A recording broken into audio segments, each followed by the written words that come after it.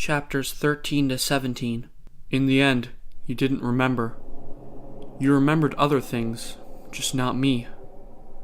Damn it, this is just horrible. For you to believe me so easily when I said I was Kamakura, this really is just horrible. Does my existence barely mean anything to you? Huh? Eh? What? I didn't know what to say. An intense chill assaulted my spine, and my teeth began to chatter like a drum.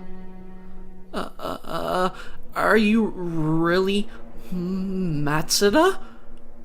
The real Izuru Kamakura has been taken from here a long time ago. That means you and I are the only ones left. Almost as if someone planned this all out. That impossible string of thought that floated in my head took the form of a concrete truth. I desperately opened up Ryoko Odanashi's memory notebook and flipped through the pages in a frenzy, searching for anything that would deny this impossible truth. Then, after a while, my hands stopped.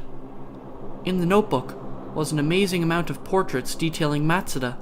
Looking up and confirming the individual in front of me one more time, the scattered puzzle pieces in my thoughts immediately were placed back together.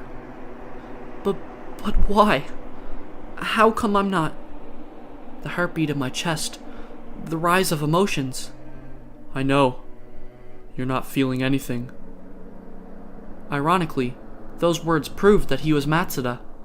After all, the only other person who knew my method in recognizing Matsuda was Matsuda himself.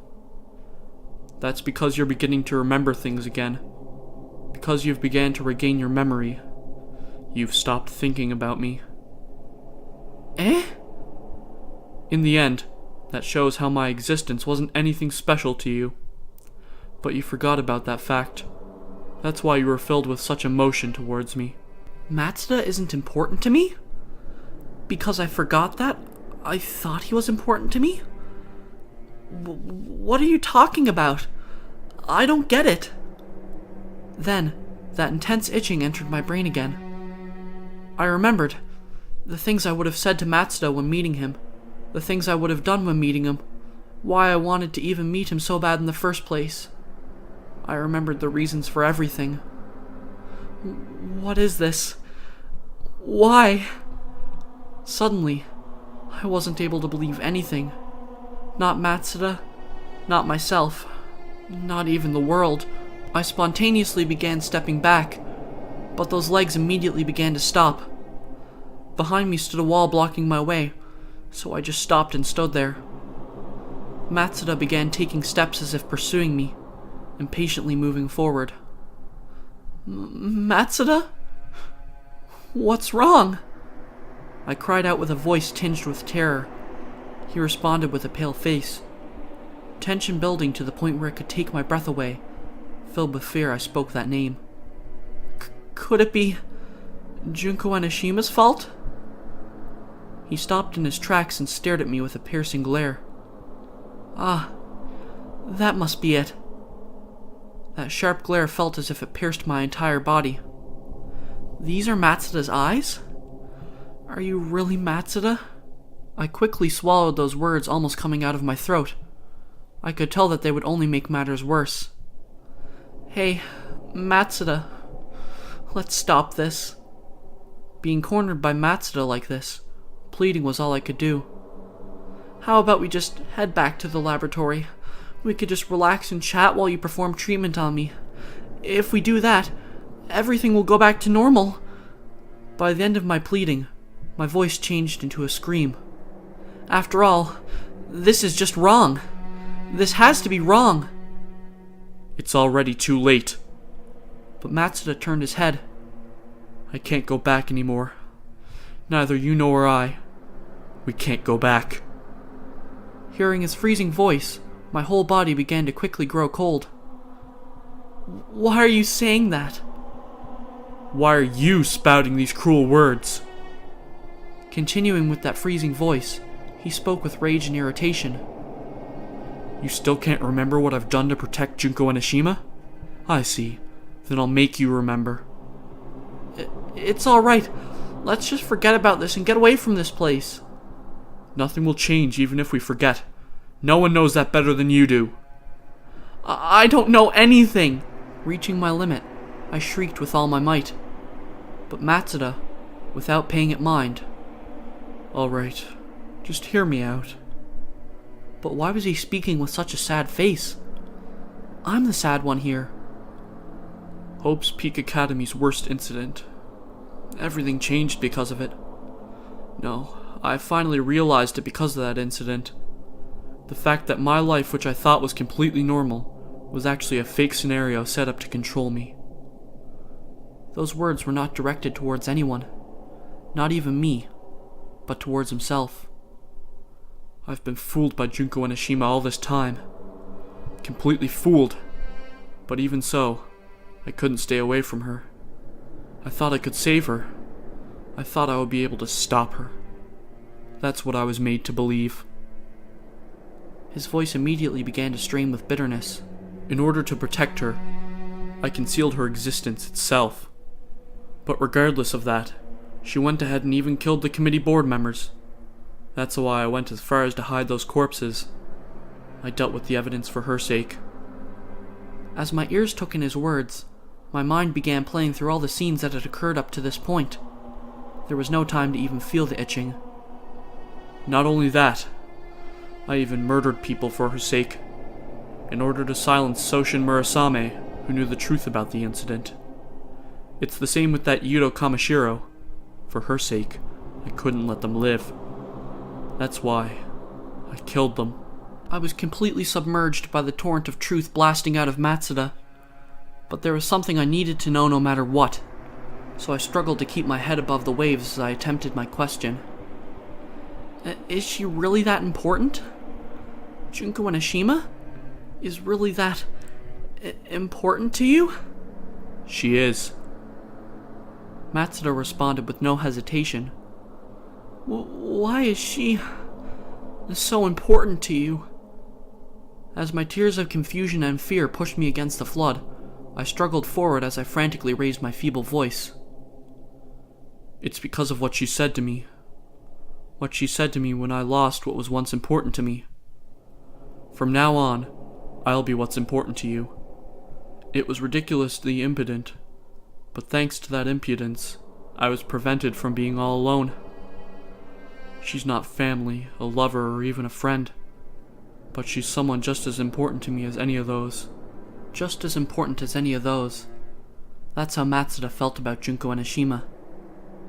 It felt like everything was over. No, rather, everything was over from the beginning. I had no chance of winning from the start.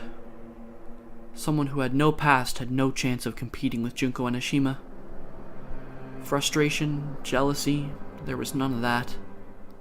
It's over was all I could feel. I let out a huge breath. Contained in that breath was my resignation to the entire world. And then it happened. A clashing sound could be heard, and Matsuda instantly turned around. The scene past his shoulder was laid out for me. I could see a girl standing in the elevator. Looks like I was right on time. With showy makeup as if straight from a fashion magazine, and huge inflated fluffy blonde hair. The uniform was popped open enough for a ridiculous amount of cleavage, along with an insanely short skirt from which long, slender white legs ran down. Junko Enoshima! I shouted out with confidence. Junko Enoshima? Matsuda mumbled mixed with doubt. Huh? Oh, it's not like I came here to get in your way or anything. Without even a word being said, she began explaining herself. I just came here to provide the supplementary explanation. It appears to be the right scenario for this. The blonde-haired girl with showy makeup unmatchingly spoke in a hesitant manner. Wait, isn't that kind of weird? Well, this explanation, you can probably tell from my appearance, but needs be that I am to follow Junko's scenario, only to enact this part. Yeah, that's what this is. Then I was once again attacked by that severe itching. It was so bad that I felt like I wanted to claw my hands into my brain, and then immediately after that, along with feeling like my vision opened up, I remembered. I remembered the face of the girl standing in front of me. This face I've been seeing was not Junko Enoshima, but someone else. That's right. that would be Mukuro Ikusaba's face. But at the same time, another question floated up in my head. If the me right now is able to recognize Mukuro Ikusaba, what about the past forgetful me? Showy makeup, blonde hair, popped open uniform, insanely short skirt. If I saw that disguised girl, would I be able to connect things together and realize it's Mukuro Ikusaba? Then does this mean the Junko Enoshima I've known all this time? I'm sorry. The girl bowed her head. To explain things, the Junko Enoshima you've met was really me disguised as her. Disguised? Basically, a fake? But it's not like I did that because I wanted to. It was because Junko told me to. That's why even my lines were set up by Junko. Then, what about the real Junko? So, this is the most important part, but the reason I did all of this was because I hid Junko Enoshima, right? Matsuda's irritated words interrupted her. Because I hid Junko Enoshima, the real her is gone. And taking advantage of that, you became Junko Enoshima. Doing so, you made this one believe in Junko Enoshima's existence. What are you guys talking about? Make me believe in Junko Enoshima's existence? But why? I was completely lost. Basically, Enoshima anticipated my actions. She saw through my plan in hiding her, and is now simply spectating my actions in amusement. Spectating? I frantically looked around the hall. There must have been something here indicating that someone was spectating us, but there weren't any peeping holes or hidden cameras anywhere. Huh? Why? This is ridiculous. To think she'd be this driven by despair. I don't want to believe this, but she must have gotten near me at some point. Whatever he was about to say, it quickly faded away. I was already incapable of understanding his feelings. His frustration towards Junko Enoshima, his resentment against Junko Enoshima. To the point of despair, I couldn't understand anything. But there was one thing that was clear to me. Once again, to the point of despair, very clear to me.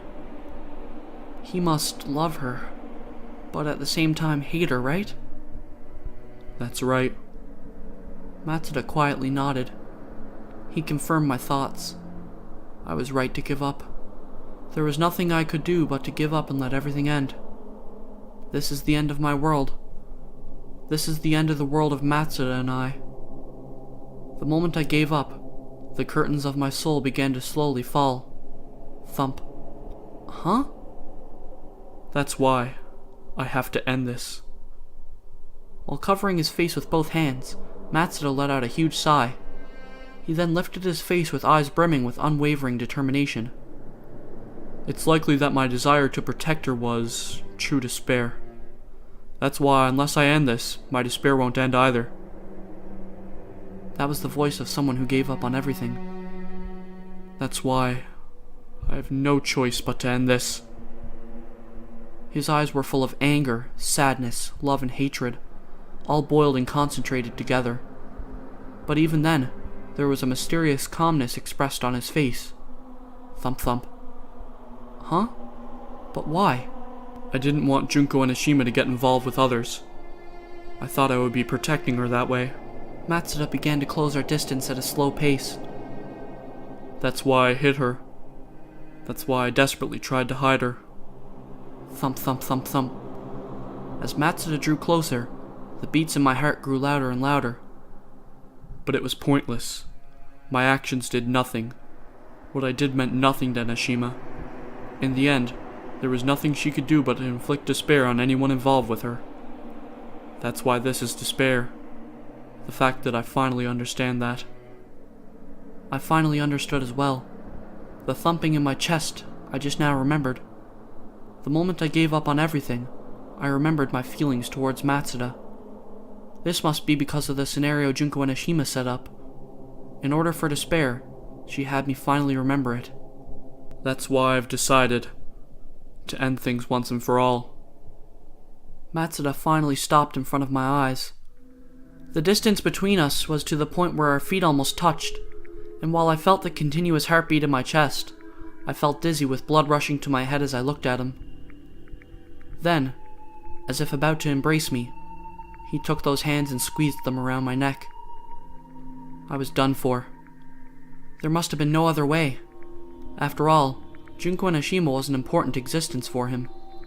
Seeing how no one loved Matsuda more than I did, I understood that. But to the very end, I wanted to die in the world of Matsuda and I. That was the hope that embraced me to the very end. Is this also for the sake of Junko Enoshima? With that faint hope in my chest, I timidly asked that question. No, this is for my sake. His calm response surprised even me. I've already accepted this. I've already completely accepted Ryoko Odanashi's end. You don't need to remember anything anymore. I could feel his warm breath on my cheeks as he spoke those gentle words. This is the end of everything. Yeah, I know. After all, this has nothing to do with me, right? He then calmly began to put force into his hands, but I wasn't in pain. In fact, the warmth coming from the palms of his hands felt comfortable. I was most likely smiling.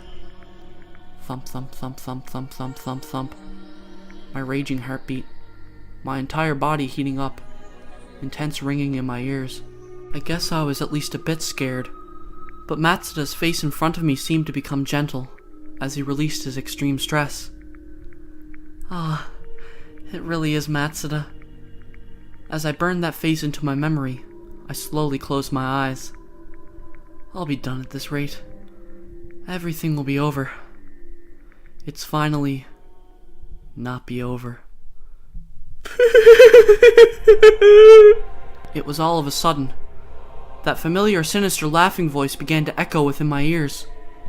Come on, I've said it before, haven't I? I'd murder you bastards one day. I've come to fulfill that promise. Don't tell me you've forgotten. That giddy voice forced my eyes open, and all I saw was Matsuda's surprised face. I could see a black figure standing behind him. Super high school level despair. Walking from behind Matsuda, she slowly approached my face. Once she got close enough to the point where she was lined up with Matsuda, the face within the figure finally presented itself to me. I could remember it now.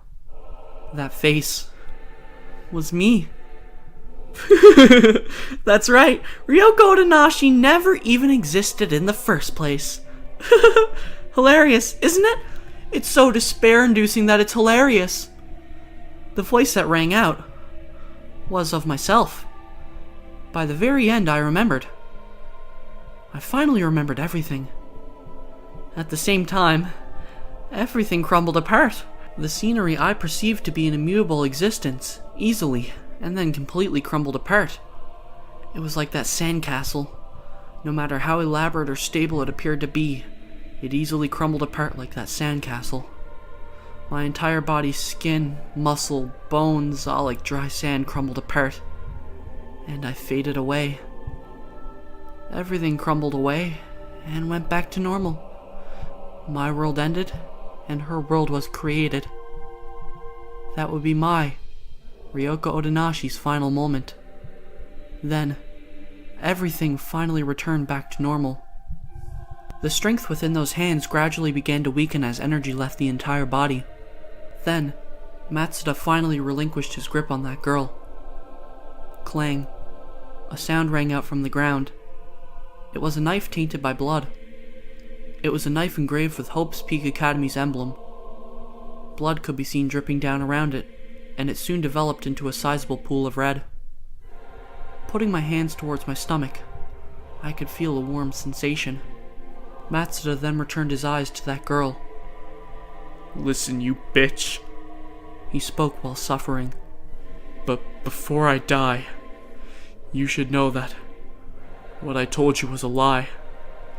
That wasn't any kind of treatment. I've been preventing you from remembering anything at all. I already know that. I then heard that voice. The mouth of that girl who responded began to swerve. It must have been a smile. Smiling from the taste of the knife that pierced Matsuda's flesh. And that's when Matsuda confirmed it. The fact that the person known as Ryoko Otonashi no longer exists. By the way, Mukuro Ikusaba's murmuring voice could be heard. I was only supposed to appear in Junko's likeness in front of the real one, but I accidentally got caught by Madurai at one point. But I didn't get caught by anyone else. Obviously. Matsuda coughed up blood along with his resentful voice. Anybody who knew would easily be able to tell. Even if you are sisters, you two are still different people. Besides, the Enoshima who appeared before me is definitely the real one. Hearing the words different people, Ikusaba, as if annoyed, turned her eyes away from him and instead placed them only on the girl and spoke. That's why, for this case, besides me being disguised as Junko, the real Junko conducted her own secret plans as well. It's just that she herself did not even realize that, meaning Junko was deceived by herself. In the end, everything went just as planned. From the very beginning straight to the end. Matsuda spoke to that girl as well. While speaking, his consciousness was beginning to fade away, and just standing appeared to be a struggle. But even so, his frail gaze continued to focus on that girl. But there's one thing I don't understand. Why you planned such a troublesome turn of events. Why you went so far to have me take away your memory in order to escape investigation from the school. It doesn't sound pleasant at all. But even so, you were able to push through all of it. Then why? Failing to keep his ground, he finally sat down. But Matsuda continued his interrogation, resolute on obtaining his answer. Was it to pull me, who was always thinking of you, into despair? That girl then finally began to move. She gently caressed his face with her hand in an almost lovingly way, and sat down next to him, paying no matter to the blood spread around the area. She then drew Matsuda's face, whose eyes were beginning to drift away, towards her own, and whispered, "I'll tell you." That whisper was filled with a gentle feeling love, but it soon radically changed. Are you fucking kidding me? Don't get so ahead of yourself. There's no way in hell I'd go through this pain-in-the-ass mess just to bring you into despair. What the hell are you thinking? As soon as those words finished, that girl immediately thrusted her hand away from Matsuda's face. Doing so, Matsuda collapsed onto the pool of blood he created. You don't give a damn, is what you're saying, huh? Matsuda muttered those words as he laid on his back gazing towards the ceiling. Staring at that face from straight above was that girl. Their faces were close enough for the tips of their noses to easily touch, but even so, his gaze didn't exactly match up with hers, as it began to absent-mindedly falter. I guess I don't have anything to do with this. That really was the case after all. Because of the overflowing blood, I felt an unnatural warmth developing in the back of my throat, but that soon faded away. How long have you felt that way? Has it been since we were children? That girl's face then warped into a cruel smile. What if I told you that the reason your mom got the way she was because of me? What kind of face would you show me? What? Pain as if a sharp needle passed through his heart was displayed. You're not serious, are you? As he spoke with that shivering voice, bits of blood splattered onto that girl's face from his mouth. It stood out more than even her cruel, inhumane smile. Answer me! While Matsuda grew more and more grave, Enoshima on the other hand seemed to fall into ecstasy. Without giving any response, that girl just continued to watch as she cupped her chin in her hands. Matsuda's soul was falling into the depths of despair. His own meaning of life was thoroughly and decisively violated, and was then rejected. He had completely given in to despair. Please, respond. His clinging words barely formed into words at all. Come on. What's your answer, Junko Enoshima? That was the end. Without ever hearing his answer, Yasuke Matsuda died. Completely submerged in despair, he died. Once she confirmed everything had ended, Junko Enoshima slowly got up. But she ceased her actions and decided to look down for a while longer. She stared at the Yasuke Matsuda who had experienced his last breath not too long ago.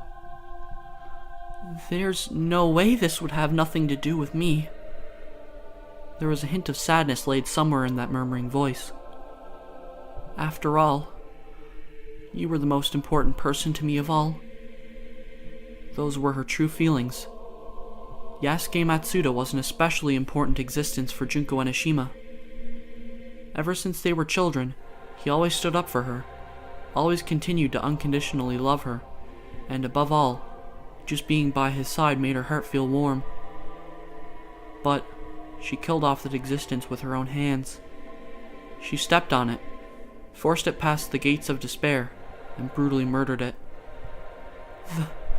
This is... But that's what Enoshima had desired. She loved him so much, that irreplaceable existence, more than anyone else, almost obsessed with him to the point of insanity, always wanting to be within his embrace, even living in a world with only him would be fine. And by losing that incredible existence, just how much despair would I fall in? She nurtured her love for Matsuda, all this time just to get a taste of that feeling. Seeing her loved one be smothered by despair during his last moments, she pretty much lived to experience that spectacle. Finally, getting to taste that despair. This is... incredible! It was more than anything she could have hoped for. Too depressing. Too good. My chest is gonna tear open. This is true self-loathing. I want to die. This is the despair that comes from losing a loved one. While Enoshima's being was assaulted by that despair, she kicked Yasuke Matsuda's corpse with all her strength. Amazing! Amazing! Amazing, amazing, amazing, amazing, amazing! While absorbed in screaming, she kicked the corpse of the one she so dearly longed for with no mercy whatsoever. Flowing out of her eyes were a continuous stream of tears. While those tears of delight, lament, and confusion overwhelmingly flowed, she kicked her beloved's corpse until it was a lump of meat barely holding any resemblance to its original form.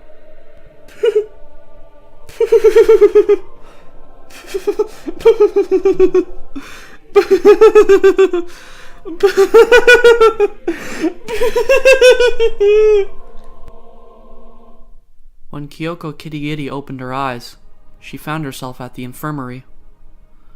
The scene outside the window portrayed nightfall. It seemed that at some point the day had reached evening. As Kyoko slowly rose out of her bed. Looks like you're awake. A man's voice could be heard coming from the window. It belonged to Hope's Peak Academy's principal, Jin Kitty. You were completely knocked out. Has work finally caught up to you? How long have I been asleep? You wouldn't stay put, so I had the school physician give you some medicine. It should still be in effect, so things may still be a bit hazy. You should probably just relax for now. Her consciousness and sensations were certainly still a bit dim. Following orders from him was frustrating, but there isn't much one can do against the effects of medicine. With no other choice, Kyoko laid back down on the bed. And then she remembered. She remembered the moment when Mukuro Ikusaba came to assist her. Being cornered by the Madurai brothers, she appeared at just the right time and saved her. But why did she save her? Sure, they were classmates, but there was hardly any occasion of social interaction between them. Putting that outside, however, there was a more pressing issue at hand.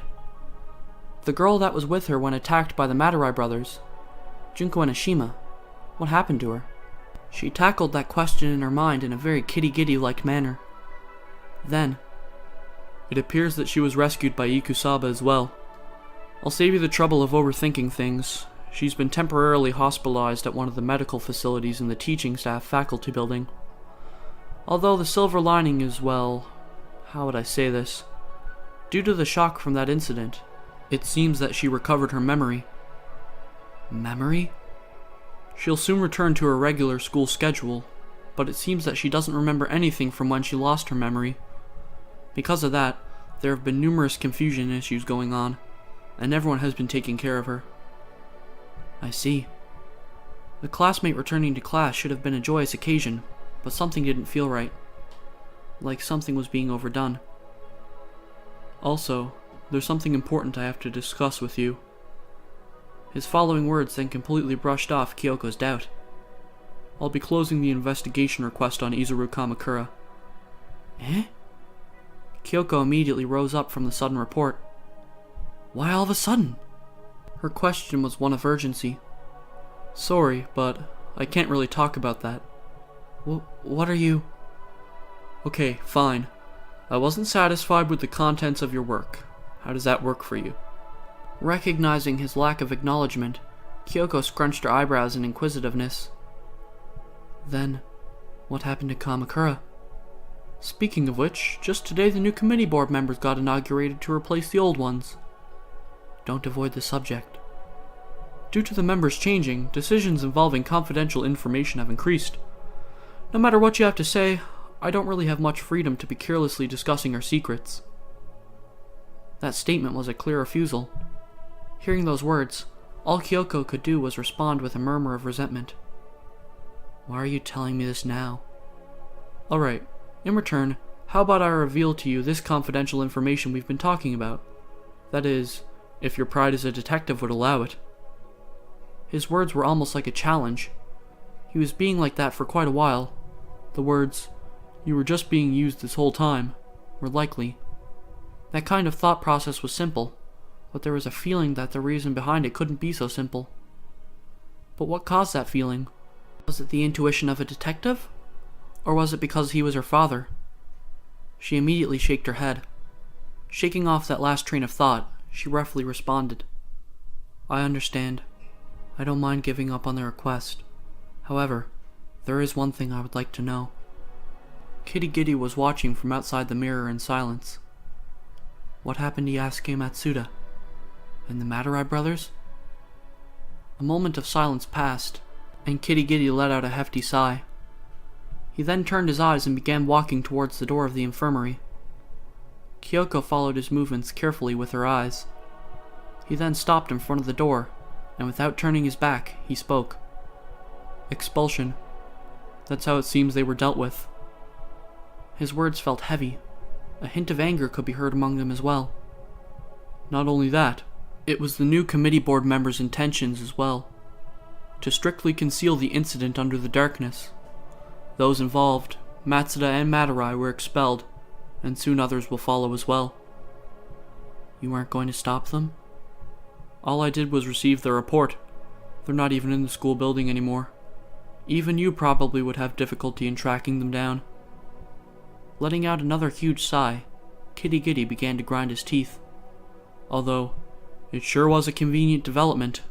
Convenient to the point where one would think someone was manipulating the events from the shadows. But he quickly turned his head, as if he regretted what he just said. Even without any formal request, I'll still be looking into it. Aimed towards the back of Kitty Giddy were words full of determination. Hearing those words, he responded without turning back. Detectives can't do anything until an incident ends. They're useless until all the victims show up.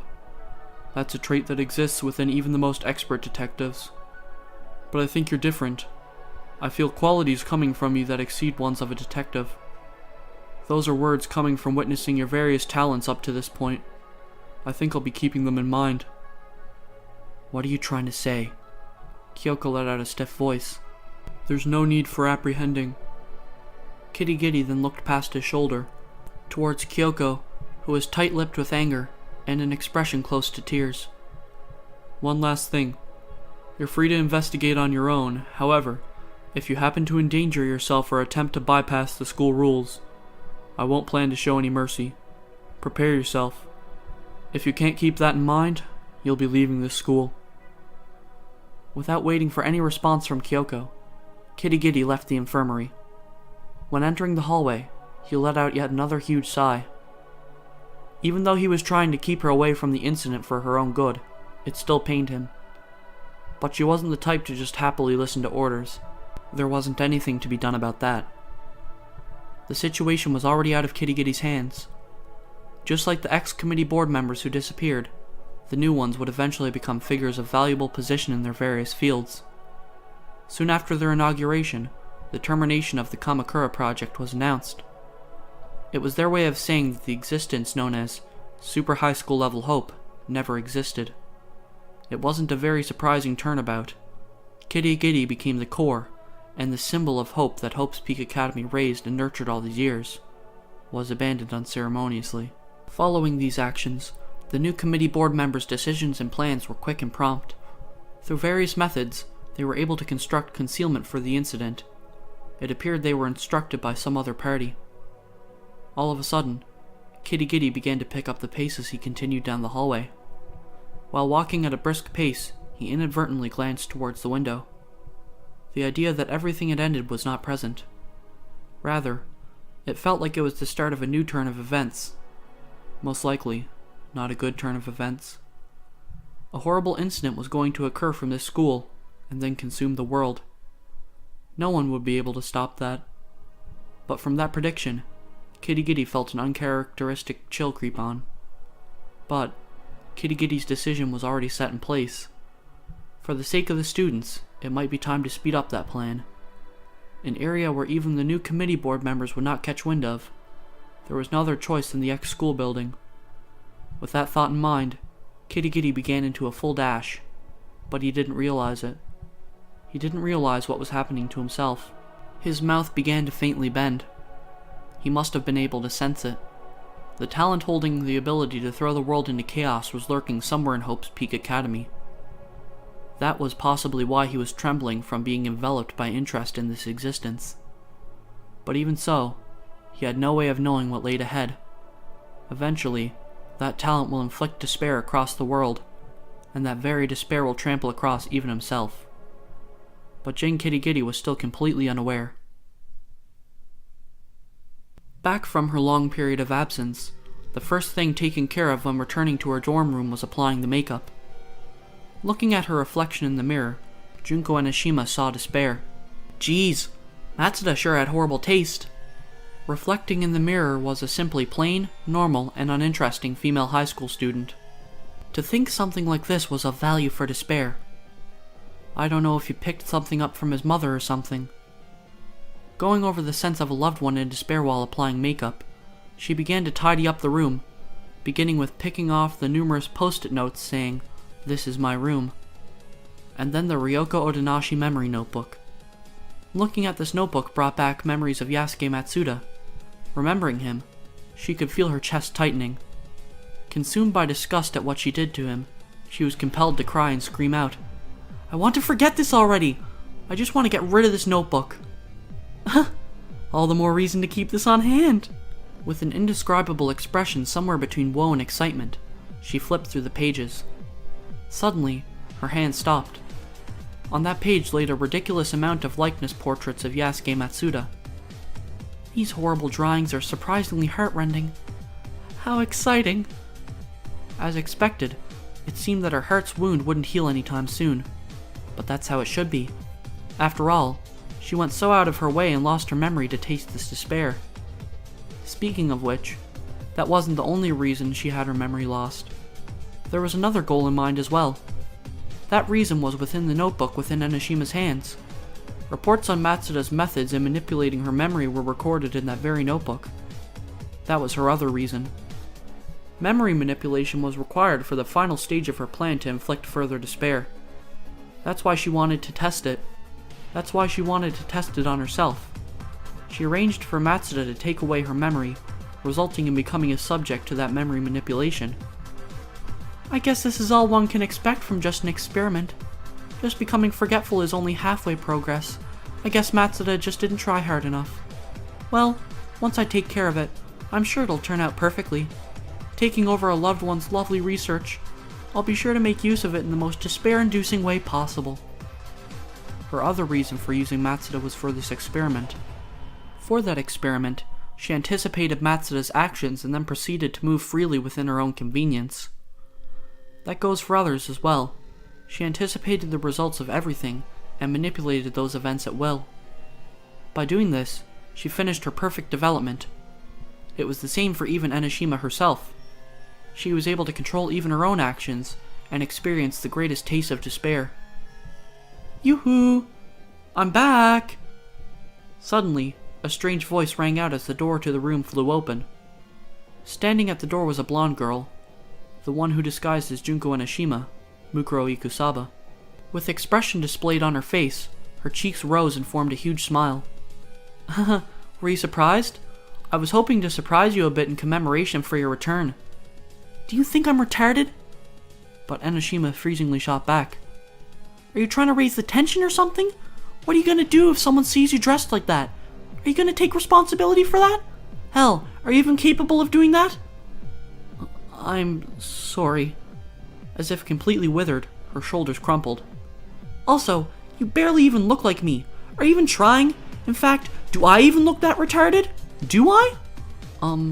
But I followed Junko's written instructions completely. I see. You can't do anything unless told. You really are retarded. I'm really sorry. As she hurried to get changed, her eyes were completely blurred with tears. Man, and you still have that ridiculously skinny body. If you have time to perform in the military, you should try getting a body that men would actually like. I'm sorry. Please don't be mad anymore. While watching her sister's shoulders shake like a puppy being scolded, Enoshima stuck out her tongue. Jeez, I really gotta rethink how I'm gonna use this one. Besides Enoshima having her sister disguise herself as Enoshima to fool her amnesiac self, there was of course one other goal. It was another experiment. Mukuro Ikusaba's disguise was a key component in her future plan to inflict further despair. Memory manipulation was also an experiment. Mukuro Ikusaba's disguise was also an experiment. No, there was more. Forcing high school students into mutual killing and showing that visual to others to spread despair. That was, once again, also an experiment. Everything was an experiment put into practice, killing two birds with one stone. That's what Hope's Peak Academy's worst incident meant to Junko Enoshima. Furthermore, the murder of the committee board members were part of that as well. Besides forcing the location of Kamakura out of them, Enoshima wanted them to be replaced. Although the experiment this time around overall felt like it was missing some excitement. Was it too psychotic? I wonder if I can make it even more excitingly psychotic. I guess forcing mutual killing right away is too stiff. Maybe I should make it a game of some sort. Yeah, that way the murders might get a lot more dramatic. Of course, a mascot is necessary as well. For this experiment, those brainwashed were dressed in some sort of cartoon character outfit, but that was no good. That was just tasteless. There's room for tons of improvement. Well, so... Abruptly, Ikusaba's voice spoke out. Huh? What do you want? Enoshima clicked her tongue as she listened to what she had to say. Why didn't you hand over Izuru Kamakura to the preparatory department? Hearing that, Enoshima clicked her tongue even louder. Man, you really are retarded. If they got to kill Kamakura, then they'd be satisfied just like that. That's no good. I want their uneasiness, complaints, and dissatisfaction to build up, and then explode all at once. Then they'd show their worth by becoming a mob, right? That's what they're there for. Oh, I see. A bitter smile revealed itself on Ikusaba's face as she nodded in understanding. Then, does that mean Kamakura is no longer needed? I don't really have anything in mind right now, but, well, nothing's gonna happen if we just leave him be anyways. Besides, he's not anything like super high school level Hope anymore. He's someone who's fallen into the depths of despair. That was, again, another result that followed her prediction. In the end, everything moved along with Enoshima's will. Everything fell perfectly in line with what Enoshima's ambition was. Well, this experiment allowed me to taste despair, so I could say it was a success. But a little part in her had still hoped for something else. She had hoped that the plan she worked so hard to concoct would fall into pieces despairingly. This time it wasn't like that, but maybe someday I'll be able to taste that flavor of despair. She even sowed some seeds for the purpose of that possibility occurring. I really am amazing, aren't I? Without thinking, she erupted into laughter. I even prepared a flag for when I myself would lose. I'm the very definition of a mastermind. Don't you think so, sister? Yes, but by her way of talking, I got tired of this personality. How many fucking years have you been my sister? Shifting to a violent personality and shouting at her sister Ikusaba, she soon gave up on that as well, and then began staring towards the window. What's wrong? Despite Ikusaba's worried voice, she continued to stare at the window. Out there was a parade. Like a surging tidal wave, the parade was flowing through the school dorms. I wonder what those in class are thinking looking at this right now. I wonder if they're experiencing the death of their hope. Enoshima quickly stood up and spoke with an energized voice. Alright, now that the tension is off the charts, let's go head to class.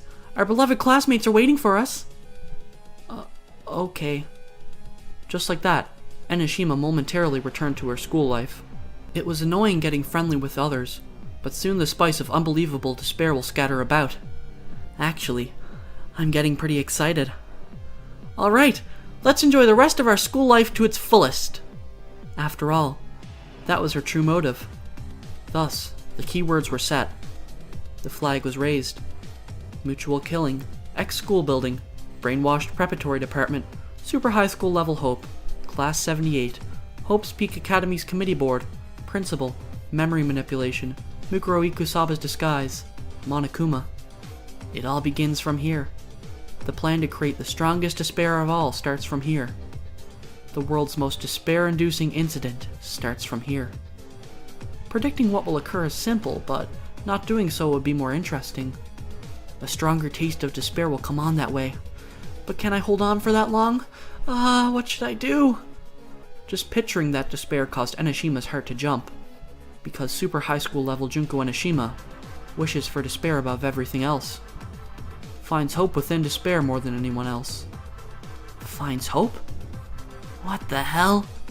Me finding hope? Realizing that she had been embracing hope, she fell into despair.